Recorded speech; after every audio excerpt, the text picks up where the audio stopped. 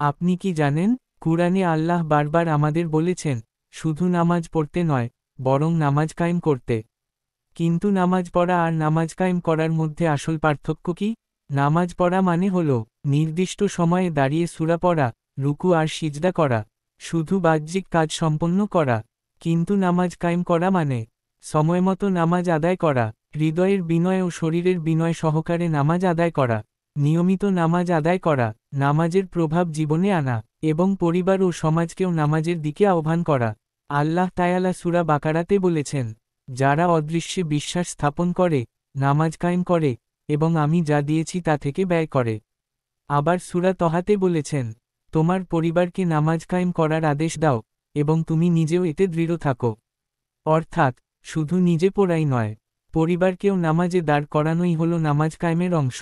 রাসূল বলেছেন, কিয়ামতের দিন বান্দার প্রথম হিসাব হবে নামাজ থেকে।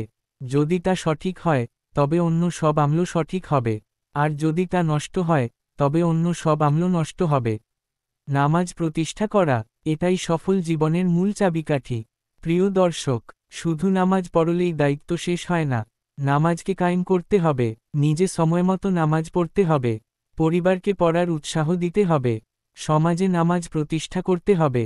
তাই আসুন, আমরা শুধু নামাজ না পড়ে নামাজকে কায়েম করার চেষ্টা করি। বলুন আমিন। ভিডিওটি ভালো লাগলে লাইক করতে ভুলবেন না। এরকম শিক্ষামূলক ভিডিও পেতে আমাদের চ্যানেলটি সাবস্ক্রাইব করে পাশে থাকা বেল আইকনটি অন করে রাখুন।